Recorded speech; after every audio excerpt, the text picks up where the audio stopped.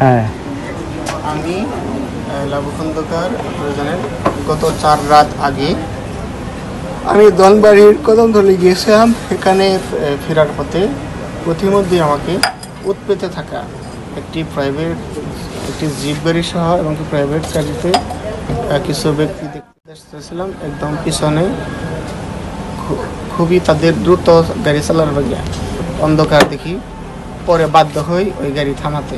আমার গাড়ি মোটরসাইকেল থেকে আমাকে ধাক্কা দেয়া 3-4 জন লোক ফেলে দিয়ে আমার কলারে ধরে এমনকি তাদের হাত দিয়ে কলারে ধরে আমাকে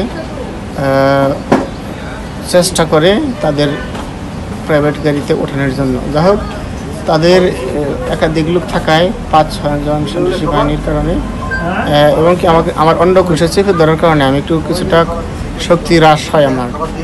তারপর সক্ষম হয় তারা আমাকে আটকে অর্থাৎ প্রাইভেট গাড়ি নিয়ে যেতে এবং কি প্রাইভেট গাড়ি বসানোর পরেই জোরপূর্বক করে আমাকে মারপিট করা শুরু করে। হাত পা বাঁধা অবস্থায় আমার চোখের উপর চোখ বেঁধে হাতের উপর দড়ি দিয়ে এমনকি বুকের উপর তারা ভর করে বসে গলায় শ্বাসরুদ্ধ করে ফেলে মারানোর জন্য। ওই সাথে সাথে তখন তাদের হাতে থাকা লোহার রড এবং শক্তিশালী হাতুড় দিয়ে পিটাতে শুরু করে।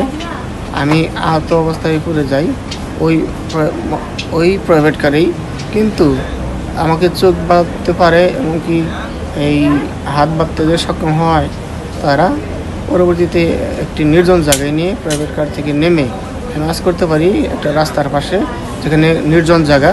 সেখানে তারা সাউন্ড বক্স বাজিয়ে আমাকে ওই চোখ পা বেঁধে, অর্থাৎ যেটা যে ইট ভাঙের তার যে শক্তিশালী বিল্ডিং ভাঙার যে হ্যামার, সেটা দিয়ে ডান পায়ে আঘাত করে ডান পাও 2 সাইডে ভেঙে যায়। এমনকি ফিরাতে গেলে ডান হাতের যে কনুই বা গিরা সেটা ভেঙে যায় এবং বাম পাও এমনকি ডান হাতে ব্যাপক আঘাত করে হাতুড়ি দিয়ে সেখানে আমি আহত হয়ে যাই এবং কি ব্যাপক ব্লিডিং হয় সারা রাত রক্ত। এবং এক পর্যায়ে তখন বাজে 12টার মতো দেখা যায় যে আমাকে সেই দনবাড়ি থেকে নিয়ে আসা সন্ত্রাসী বাহিনীরা আমাকে হাত বেঁধে চোখ বেঁধে নামে দেওয়া যায় জামারের একটা রাস্তার পাশে, হাই রোডের পাশে ফাঁকা জায়গায়, যেখানে আমি আল্লাহকে ডাকতে কোনো লোক না পেয়ে একজন লোক এসে বলে কে আমার তো মুখ বাঁধাই।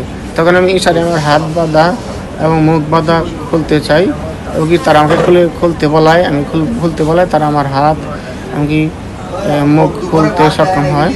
তারপরেই আমি আমার পরিচয় জানাই যে আমি একজন সাংবাদিক। আমাকে জাতীয় পার্টির এমনকি গাজীপুরের যে নেতা মাহবুব তাদের বাহিনী দিয়ে, টাঙ্গাইলের জাতীয় পার্টির নেতা এমনকি গাজীপুর মাহবুব বাহিনী দিয়ে এই নির্মম অত্যাচার করেছে। আমাকে মেরে ফেলার জন্য যে প্রয়াসে আছে এমনকি হুমকি দিয়ে যায় যে শেখ হাসিনা আবার আসলে তাকে জবাই করে ফেলবে। এটা প্রাথমিকভাবে দেখলাম। এই ঘটনায় আমি ব্যাপকভাবে এখনও চিকিৎসাধীন অবস্থায় রয়েছি। টাঙ্গাইল রেফার করেছি, ঢাকাতে চিকিৎসাধীন অবস্থায় আছি। এই ঘটনায় আমি প্রকৃত দোষীদের দৃষ্টান্তমূলক শাস্তি চাই, যে আমাকে অপহরণ করে মধুপুর থেকে এনে মির্জাপুরের অর্থাৎ গাজীপুরের কাছাকাছি মির্জাপুর জামকির রাস্তায় আমাকে নামিয়ে দিয়েছে।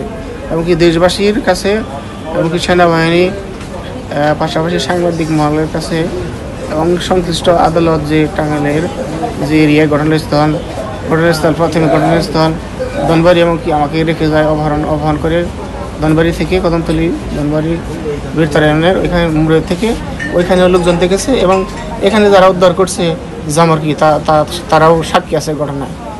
প্রয়োজনে আমি এটা আরও বেশি সাক্ষী যারা প্রত্যক্ষদর্শী তাদের মাধ্যমে এটা আমি আদালতের দ্বারস্থ হব, কারণ এখন আমি অসুস্থ। সে লাবু ওনার বাড়ি টাঙ্গাইল।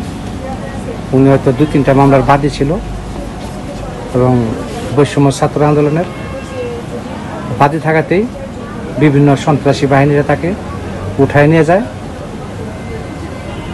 মারার জন্য, মেরে ফেলে দেওয়ার জন্যই। হয়তো আল্লাহ তাকে বাঁচায় রাখছে। যাক, আপনারা তার জন্য দোয়া করবেন। দেখা যাক এটা কী হয় সামনে। আল্লাহ ভরসা। ভালো থাকেন। আসসালামু আলাইকুম।